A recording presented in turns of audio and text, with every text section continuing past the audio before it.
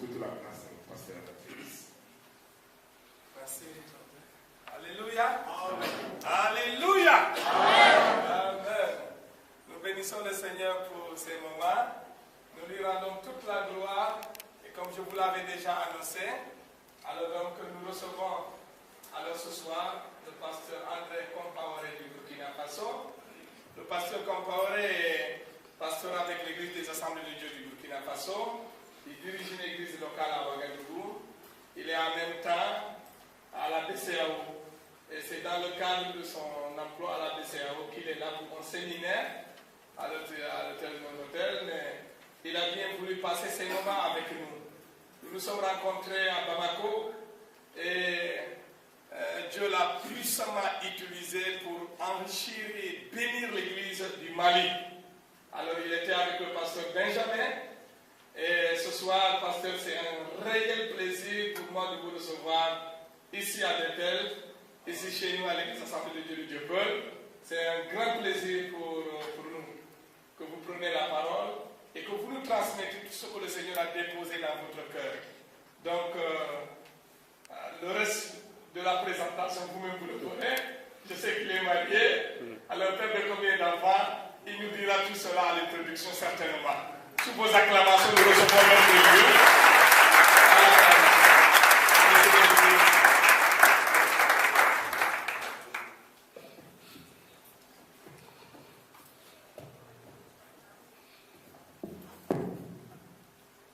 Acclamons encore pour le Seigneur, s'il vous plaît.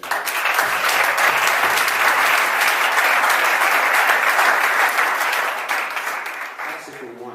Pour le Seigneur, j'ai dit.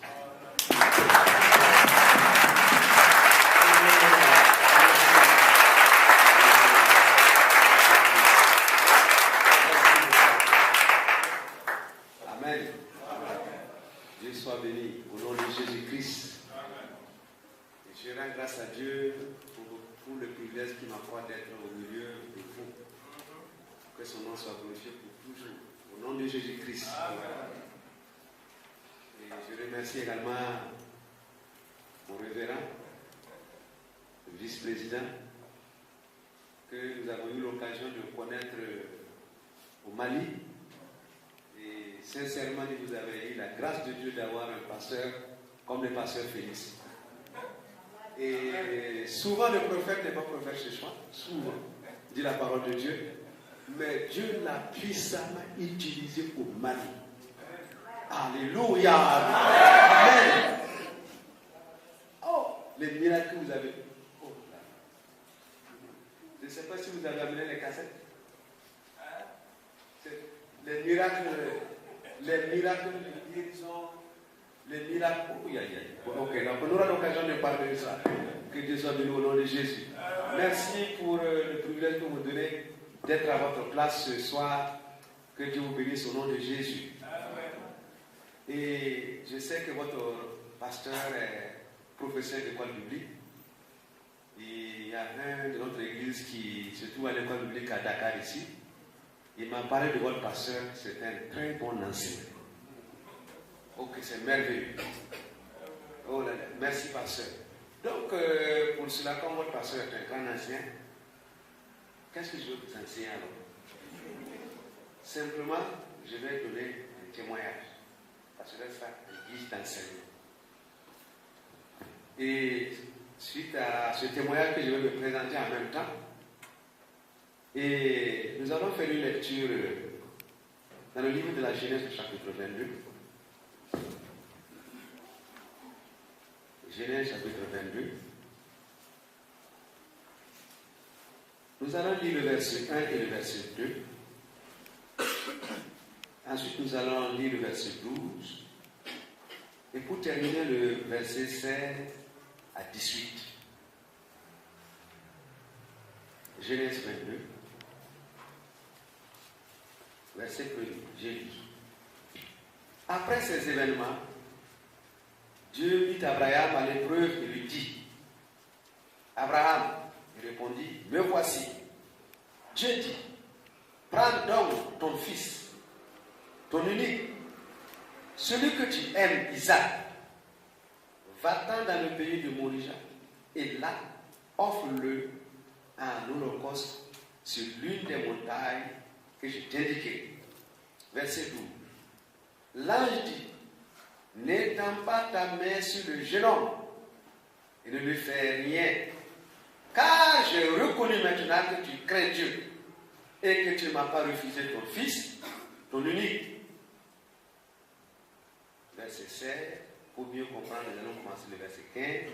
L'ange de l'Éternel appela Abraham une seconde fois du ciel et dit, je le jure par moi-même, oracle de l'Éternel, parce que tu as fait cela et que tu ne m'as pas refusé ton fils, ton unique, je te comblerai de bénédictions, je multiplierai ta descendance comme les étoiles du ciel et comme le sable qui est au bord de la mer. Ta descendance aura le contrôle de ses ennemis. Verset 18. Toutes les nations de la terre se diront bénies par ta descendance, parce que tu as écouté ma voix. Parole de l'Éternel. Alléluia. Amen. Amen. Amen. Le pasteur disait tout à l'heure que je vais compléter la présentation. Oui, je suis pasteur et pasteur des Assemblées de Dieu du Burkina. Pasteur principal de l'église Temple de la Victoire au secteur 15 de Ouagadougou, à la Padoua. Ce n'est pas un grand quartier. Mais dans ce quartier, il y a 11 églises Assemblées de Dieu. Alléluia. Amen. Amen. Le pasteur disait qu'il était là pour enseigner. Oui. Quand je suis au milieu du peuple de Dieu, et on me dit, pasteur, je ne veux pas dire que ça m'étonne, mais sincèrement, je suis de la joie. Mais bien qu'étant pasteur, j'ai donné ma vie à Jésus. Après, quelques années après, je suis devenu pasteur. Mais ce qui a fait que j'ai rencontré votre pasteur au Mali, c'est un secret que Dieu m'a accordé. J'étais chrétien, pasteur, mais je n'avais pas bien compris la parole de Dieu. Je n'avais pas compris Proverbe 3, verset 16. Là-bas, il est dit, quand la sagesse vient, et quand nous regardons bien le passage, c'était une prophétie concernant le Fils de Dieu, concernant Jésus. On n'a pas dit quelqu'un qui a la sagesse. Il a dit, quand la sagesse vient, quand Jésus vient, il a dans sa main droite la vie éternelle. Et dans sa main gauche, la Bible dit, c'est la richesse et la gloire. Je n'avais pas compris ce verset. Pour cela, quand j'ai entendu parler de Christ, on n'était pas encore converti. On m'a montré qu'il y a deux marchés. C'est l'expression que vous avez tantôt utilisée au Mali. Le marché de l'enfer et le marché du paradis. À un certain moment, j'ai compris ces deux marchés. Mais, bien, je ne voulais pas donner ma vie à Dieu parce que j'avais peur des persécutions. Parce que je ne suis pas né dans la foi chrétienne. J'avais peur. Et j'aimais également le monde. Mais, un jour, je vais dire que ça sera un témoignage. Un jour, en n'étant pas encore converti, je vous dis que Dieu aime tout le monde. Dieu aime les païens. Dieu aime les musulmans. Il aime les catholiques. Il aime les évangéliques également. Alléluia. Amen. Mais bien que je n'étais pas encore converti, Dieu me parlait. Dans ma bouche. Le temps me manque de ce soir de parler de beaucoup de choses. Mais quand même, je vais donner un seul témoignage. Et Luc chapitre 17, le verset 30 à verset 16, il est dit là-bas. Et je n'étais pas converti, mais j'avais déjà reçu cette révélation. Là-bas, on parle de la venue de Jésus. Là-bas, il est dit que quand Jésus va revenir, deux personnes sur un même lit, l'une sera prise et l'autre laissée. Deux hommes au chat, l'un sera pris et l'autre laissé. Deux femmes qui seront à la main, l'une sera prise et l'autre laissée. J'ai vu cela en n'étant pas encore converti. J'ai vu Jésus dans les airs, dans ma couche. Et j'ai vu les chrétiens nés de nouveau. Pas les chrétiens qui avaient un pied dans le monde et un pied à l'église. Non, les chrétiens nés de nouveau. Les chrétiens dont le Saint-Esprit rend témoignage à leur esprit qu'ils sont enfants de Dieu. Romains chapitre 8, verset 16. Ces chrétiens-là se levaient à la rencontre de Jésus. Je les voyais partir. Je voyais Jésus en haut avec les anges. Je voyais les chrétiens partir à la rencontre de Jésus. Mais je n'étais pas encore converti. Je ne pouvais pas me lever à sa rencontre. Je pleurais, je criais. Je dis, oh, j'ai vu une grande église. Pas une église évangélique, mais une église. Je voulais partir là-bas. La voix m'a dit, c'est pas la peine de partir là-bas. J'ai dit, moi, je vais chercher un pasteur pour devenir, comme on dit couramment, protestant, chrétien évangélique. La voix m'a dit, tous les bons pasteurs sont déjà au ciel. Je tremblais maintenant. J'ai dit, que faire? Après, je me suis réveillé. J'ai dit, oh, la vie de Jésus sera comme ça. Mes frères, ça serait dommage. Ça serait triste. Qu'à la venue de Jésus, si tu ne tenais pas à sa rencontre, c'est vraiment triste. J'ai vu cela. Bien que ça soit un rêve, mais c'est comme une réalité. J'ai vu cela il y a plus de 30 ans. Je ne peux pas oublier ça. J'ai dit, demain, je vais donner ma vie à Jésus. Demain, je vais partir voir les pasteurs. Je résistais, mais maintenant je vais accepter. Le lendemain, j'ai dit, bon, je vais attendre, je vais chercher un autre jour. J'ai reporté encore. Ça dure un peu. Non, Jésus même. Alléluia. Il m'a pardonné. Je lui demande encore pardon parce que j'ai tellement résisté à Jésus. Et un jour, le chef de notre quartier est tombé malade. Brusquement, il organisait une action de grâce. Parce qu'il a pris la royauté, ça faisait 1 an. Il a organisé une grande fête. Et c'est pendant la fête qu'il est tombé brusquement malade. Ils ont essayé de soigner le chef en vain. Ils ont emmené les praticiens en vain. Ils étaient obligés de l'amener à l'hôpital. À l'hôpital, les médecins ont essayé. La maladie devait s'aggraver. Jusqu'à ce que le chef tombe dans le coma. Il ne pouvait plus parler. Il ne pouvait plus manger. Les habitants du quartier attendaient maintenant sa mort. C'est là que je suis parti voir son fils, son premier fils.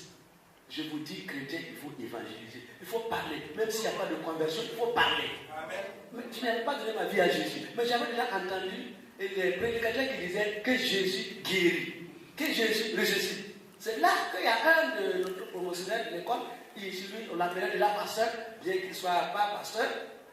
Je suis parti le voir. Mais quand dans tes prêches là, tu dis que Jésus guérit, est-ce que Jésus peut guérir toutes les maladies? Il m'a dit oui. Et j'ai dit, c'est une maladie suite à des envoûtements. Est-ce que c'est possible? Il me dit oui. Que même si la personne, et si la personne est même dans le coma, est-ce que Christ est capable de le guérir? Il dit même si la personne est morte, je dis Christ est capable de le ramener à la vie. Je dis bon, si c'est ça, monte sur ma moto. Je vais t'amener à l'hôpital. Il n'a pas refusé. Il est monté sur ma moto. Je l'ai amené à l'hôpital. Arrivé, il a trouvé le chef qui était dans le coma. Il a commencé à prier. Il n'a même pas 5 minutes de prière. Il a commencé à parler en langue. C'était la première fois que j'entendais quelqu'un parler en langue. J'ai dit, mais ça veut dire quoi? Après avoir fini de prier, même pas 5 minutes, le chef a commencé à ouvrir ses yeux. Il a commencé à parler. Il a demandé de l'eau à boire. En moins d'une semaine, il a retrouvé la guérison. Alléluia. Amen. Le quartier était content. Mais il y avait une famille. Il y avait la tristesse. Mais les responsables de la famille disaient, mais le chef de veux mourir. Mais qu'est-ce qui s'est passé? Mais il devait mourir. Quand le chef était malade, les habitants avaient intégré cette famille-là, que c'est eux qui ont rendu le chef malade. Mais pourquoi moi le chef a retrouvé la guérison? J'avais un ami dans la cour. Il est toujours dans la présentation. J'avais un ami dans la cour. Mon ami est parti dire à ses parents, non, c'est pas un médecin qui a guéri le chef. Mais c'est qui? Ce n'est pas un praticien. C'est le jeune là, qui est à côté là, l'enfant de Madame Abibou là, qui s'appelle Salif là. C'est lui qui est parti appeler les protestants et ils sont venus prier pour le chef. Voilà pourquoi le chef a retrouvé la guérison. On dit, mais c'est qui Salif? C'est qui? L'enfant de Abibou là. Oui, c'est elle, mais maman a dit c'est elle. Le jeune qui est un peu court là. Oui, qui n'est pas grand comme un Sénégalais là. Oui, c'est lui.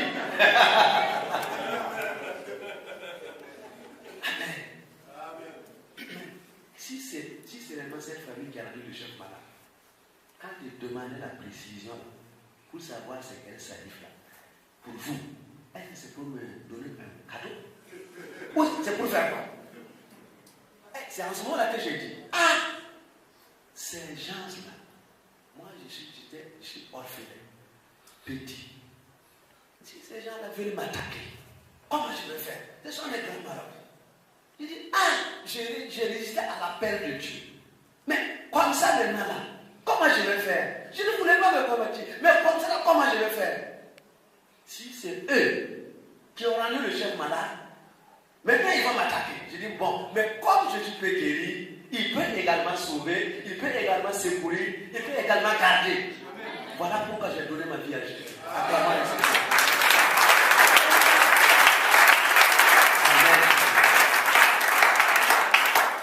Je n'avais pas compris.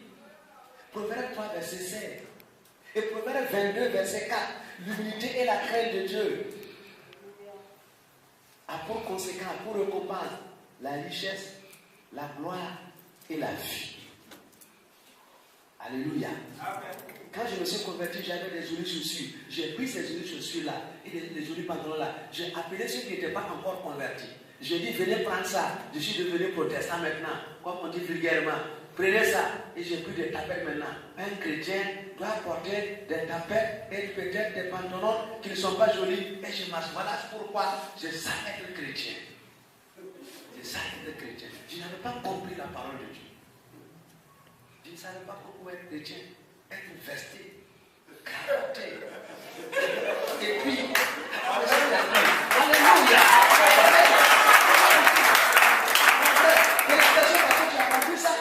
Alléluia. Amen, c'est très bien. Moi, je n'ai pas compris. Non. C'est pour cela que le thème de mon témoignage, c'est créer l'éternel, vous c'est saint. Car rien ne va à ceux qui les créent. Alléluia. Je n'ai pas compris ça.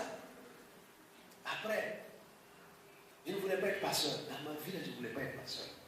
Excusez-moi, parce mon révérend, vous êtes président, vice-président, excusez-moi. Peut-être que lors de vos grandes réunions avec les principaux de l'église, vous n'allez pas dire ça, je ne voulais pas être pasteur. Parce que quand je me suis converti, j'ai vu la vie des pasteurs là. C'est une vie de souffrance. C'est un travail ingrat. Mais je n'ai pas dit ici c'est comme ça. Alléluia. Je n'ai pas dit pour vous où c'est comme ça. Je n'ai pas dit ça. Mais j'ai remarqué ça. J'ai dit, ce que je veux être dans ma vie, c'est être pasteur. Jamais. Un jour, j'ai tombé malade. Ils ont fait les visites. On a prié, jeûné. Je ne trouvais pas la guérison. Un jour, le Seigneur me dit, il faut que tu sois pasteur. Mais quand j'ai su que si je n'obéis pas à cette parole-là, ça ne va pas bien se terminer. Avec un groupe de chrétiens, nous sommes partis faire une évangélisation. Il y a eu beaucoup de convertis. Les responsables éclétiques m'ont dit, André, c'est bon, mais il faut établir l'église, il faut faire celui-là. Mais c'est bien. Il y avait des conversions. Et après, les responsables m'ont appelé, il faut venir ici, on va te donner une carte de prédicateur laïque. Il faut venir au réunion pastorale. Là, tu vas pouvoir communiquer les informations à ceux qui sont convertis. Je dis, c'est après ça que j'ai réussi la guérison. Après ça, je suis parti à l'école biblique, je suis devenu pasteur. Mais quand je suis devenu pasteur, ça n'a pas fait la vie Être pasteur, c'est comme ça. Et ça, ce sont des jolies chaises. Ça, c'est vrai. C'est très joli. C'est rare que je n'ai pas vu tellement ça à Ouaga. Mais moi, je suis pasteur. Où on m'a installé? Ici. Être pasteur, c'est bon, mais c'est pas bon. Alléluia. Alléluia. Je ne sais pas si le pasteur a envoyé quelqu'un vous chercher à la maison en voiture pour que vous veniez à la maison. En tout cas, moi, personnellement, j'ai été véhiculé jusqu'ici.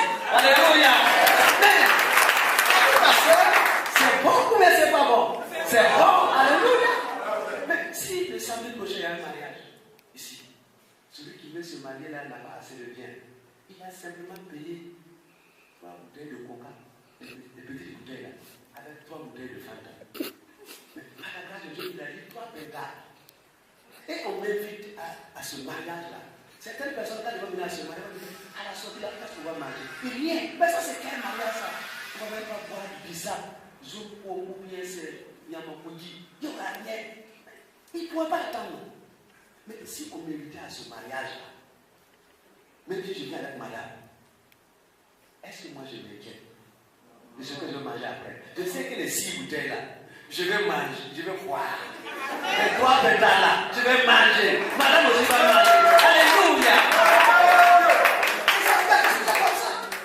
Mon frère, ma soeur, si Dieu t'appelle être pasteur, il faut obéir et vite. Alléluia. Quand être pasteur, c'est bien. J'ai devenu pasteur. Je ne savais pas que c'était comme ça. J'ai résisté. Maintenant, je vous disais qu'il n'a pas compris Proverbe 3:7. Mais Dieu, dans sa grâce, m'a fait découvrir la vie. Quand je suis devenu pasteur, je priais, il y a des guérisons, il dit Alléluia. Mais on avait un chrétien. Oh, mais c'était un chrétien fidèle. Il venait le culte du soir. Je ne sais pas si le dimanche c'est comme ça, comme dans les soirées. C'est plus que ça. Ce chrétien-là venait le culte du soir et le dimanche. Un jour, ce frère-là ne venait plus à l'église. Il ne venait plus le dimanche. Il dit, mais qu'est-ce qui se passe? Je parle. Il dit, mon frère, mais il y a quoi? Il dit, pasteur, non, il n'y a rien. J'ai changé d'église. Il dit, mais quoi? Ça veut dire quoi? Il dit, non.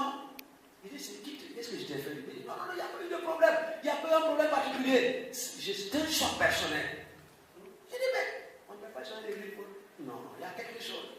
Mais j'ai insisté, lui aussi il a insisté qu'il n'y a rien. Mais si tu critiques quelqu'un, si tu dis du bien, si tu critiques quelqu'un, il va entendre.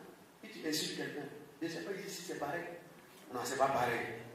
Mais en tout cas, dans mon église, je sais que c'était comme ça. En 2009, on a organisé 10 jours de jeûne et de prière.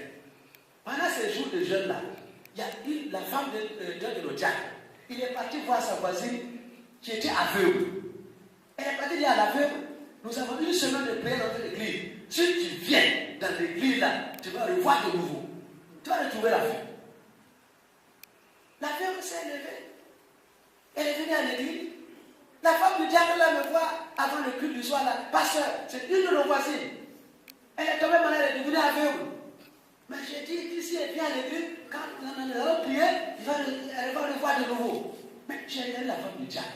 Mais voilà une femme qui cherche. Il faut dire peut-être qu'il va retrouver la guérison. Comment affirmer comme ça? Hein? C'est vrai que c'était dit dans la Bible. Est-ce que tu as déjà vu? C'est vrai que la Bible dit la vérité, mais est-ce que j'étais passé il y avait des années, mais je n'avais pas encore, j'ai entendu, mais je n'ai pas encore vu. Est-ce que j'ai le don de pasteur Félix pour prier pour que les affaires... Non, ça veut dire quoi? Alléluia. Mais pendant la prière, j'ai dit à toute l'église de se lever. Ce sont les dit, bon, et tendez vos mains vers l'aveugle. Nous allons prier ensemble. Là, quand la femme ne va pas retrouver la vie. Ce n'est pas moi seul, c'est toute l'église. Elle a commencé à prier. Alléluia.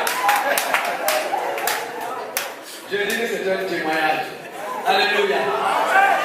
Si je vais commencer à m'enseigner, je ne vais pas faire définir, je ne vais pas la communication, l'émetteur et le récepteur quand le pasteur. Puisque votre pasteur enseigne la communication, je ne vais pas oser parler de ça, ce n'est pas mon domaine.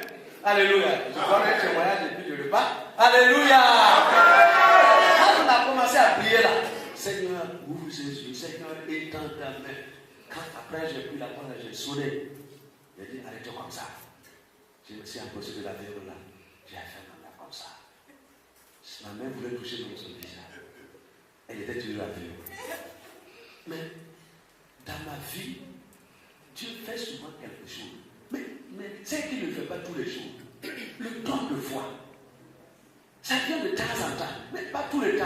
Église du Sénégal, priez pour moi, pour que ça vienne tout le temps. Amen. Alléluia. Amen. Mais lors d'une évangélisation comme ça, il y avait un paralytique qui était devant moi.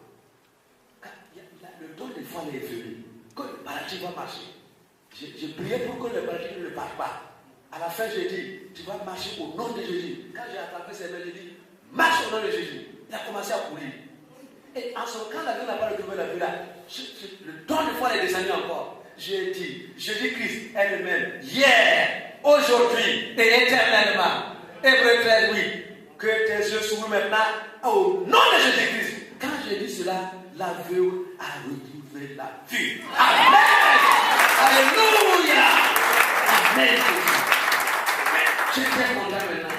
Je dis, je ne sais pas si c'est l'orgueil. En tout cas, j'étais content. Alléluia. Je disais, bon, maintenant on va raconter partout. Quand toute l'église a prié, la femme était toujours aveugle. Quand le pasteur a prié, l'aveugle a dit, on va raconter. Un jour, on me disait rien.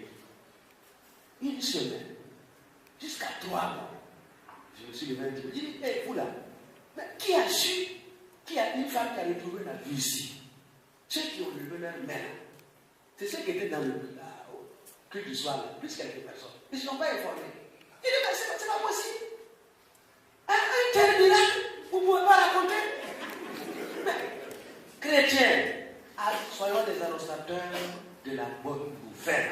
Pas des mauvaises nouvelles. Je dis par exemple, je ne souhaite pas, mais si c'était un diable qui m'avait giflé dans l'église, à ma sortie là, quand je vais prendre un portable là, oh, je n'ai pas venu à l'église, ah, ça chauffait, hein. Il faut même appeler au Sénégal. Mais ça va, même aux États-Unis, ils vont appeler. C'est mauvaises nouvelles. Amen. Quand le monsieur est sorti de l'église là, il a dit qu'il n'y a pas de problème là. Il y a des frères qui sont venus voir les frères là. Mais pourquoi tu es venu à l'église? Il dit, ah, le pasteur était là. Mais je n'ai pas dit la vérité, mais à vous, je dis la vérité. Les gens me disent à quoi?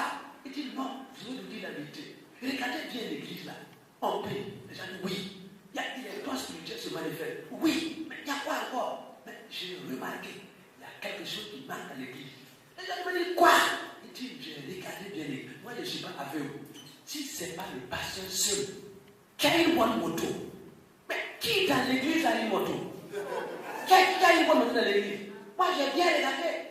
Voilà pourquoi j'ai quitté l'église. Je suis parti dans les églises où il y a les grosses voitures, les grosses motos.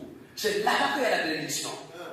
Mes frères, mes soeurs, les gens du monde lisent rarement la Bible. C'est nos vies qui lisent. Amen. Amen. Alléluia. Quelque temps après, ceux à qui il a dit ça là, sont venus vers moi. Parce que un tel, pourquoi il a quitté l'église, mais il a dit qu'il n'y a rien. Non, c'est faux. Hein? Ils m'ont dit la vérité. Il dit, ah bon, c'est comme ça. Mais j'étais triste. Mais quand j'ai regardé réellement, en ce temps-là, j'étais réellement le seul à posséder une bonne moto. Quelque temps après, il y a un opérateur économique très riche. Oh non.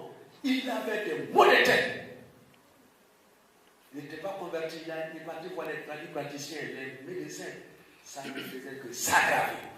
Il est venu à l'église, nous avons prié pour lui. Il a retrouvé la guérison. Il venait seulement écouter la parole de Dieu. Un jour, il dit, pasteur, je vais donner ma vie à Jésus. Je dis, gloire à Dieu. On a prié pour lui. À la sortie, il a dit, pasteur, il faut venir pour chez moi. Il dit, bon d'accord, j'ai envoyé 2 diacres. Allez-y pour chez lui. Quand les diacres sont partis là, ils sont venus me faire le rapport. Pasteur, les gens disent que le pays est tout là. Non, c'est plus comme ça. Si tu vois la vie de cela, si tu vois sa cour là, je me suis dit, voilà, Dieu est bon. Ça va changer. Après le départ des diacres, ce frère-là a dit à sa femme, On dit que les chrétiens là pleurent. Leur prière là, Dieu écoute et il exauce. Je n'ai plus de mots de tête. Mais j'ai donné ma vie à Jésus. Ta femme dit, tu as donné quoi? Tu as dit à Jésus, tu es devenu chrétien. Tu es devenu chrétien. Elle a pris son foulard. Le grand boulevard du ballon, c'était à côté. Elle est partie s'arrêter au bord de la grande voilà. Elle a commencé à pleurer. Oui, venez me sauver. Mon mari est devenu chrétien et il va devenir pauvre. Mon mari est devenu chrétien et il va devenir pauvre. Vous savez, je savais que c'est la même chose. Les femmes ont mis la gueule et pleuré. Ça touche le cœur. Il y avait l'attroupement. Mais il y a quoi? Non, il n'y a pas de problème. C'est ça, moi, son mari qui est devenu chrétien et elle pleure. Qui va devenir pauvre? À la fin, il a devenu chrétien.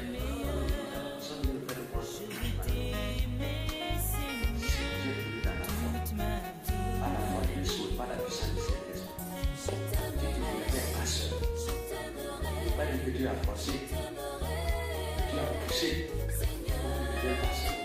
Est-ce qu'il ne doit pas demander à Dieu? C'est là que j'ai dit Dieu. Mais tu ne comprends pas. Il y a quelque chose qui ne marche pas.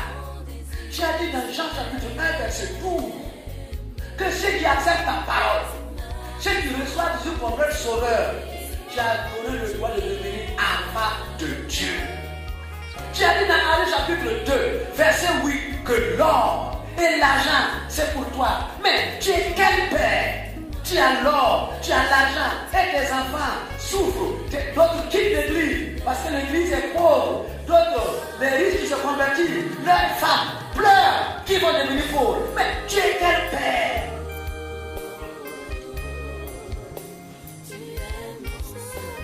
La réponse à cette question a donné pour ma vie. Il m'a fait parcourir dans le Burkina, les 4 ans du Burkina, la Côte d'Ivoire, le Togo. Gloire à Jésus. Gloire à Jésus. Amen. C'est là.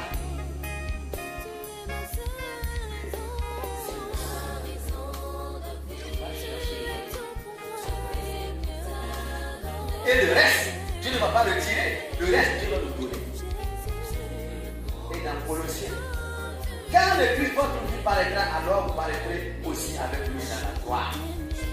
Si donc Dieu vous avec Christ, cherchez les choses d'en haut.